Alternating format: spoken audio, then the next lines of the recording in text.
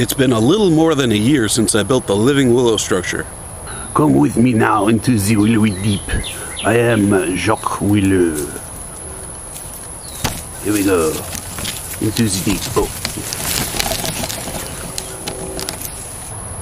I'm happy with how this end turned out. This arch has a nice smooth curve, and the pieces attached to it have nice smooth curves. This end does not look as good because this one over here actually died. This is dead.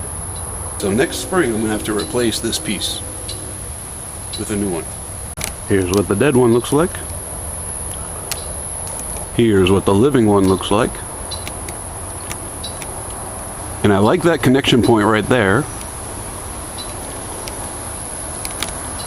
But over here, this piece does not, it has that bend right there because it's actually attached by a little side chute.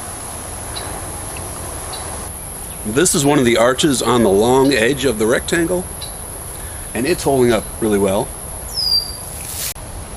However, this and this used to make up the arch on the other side of the rectangle, the other long edge, and they're not connected anymore. They broke apart at some point, and I'm going to need to fix that over time.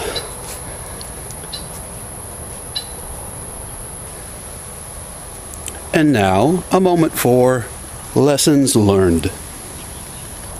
So if you've seen my videos before, you know I do these wackadoodle projects that no one in their sane mind would ever possibly do, and I screw something up. But then I get to the end, and I like to reflect on what I did, and what I could do better next time, because there's no learning without reflecting, and that's really what I'm going for with these projects. I love to learn. And with this project, there were really two major things that I would do differently.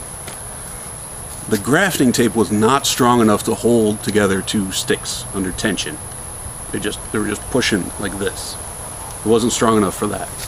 So eventually, a few months ago, I had to come back and put things back together and bind them with jute twine or sisal twine, something like that. Something that's going to break down over a long period of time, and once they actually grow together, graft together, I'm going to cut off the twine. And the second thing is, I've learned that when you're working with these natural bark on pieces of wood or sticks, if you're working with sticks, living sticks, you've got to carefully select which pieces you're going to use. If I had this to do again, I'd pick the ones that were a little bit bigger around than my thumb, as straight as possible, and as long as possible. But my problem was, when I started this project, I only had so many willows to choose from. Now I've got a ton, but at that time, I didn't have that many. So I did what I could with what I had at the time. And if you'll remember in the original video, the problem was I had this empty space where the shed had been, and then I needed to do something with it. And I think this has worked out well. It makes a nice shady space where we can sit and whatever, talk, snack, whatever.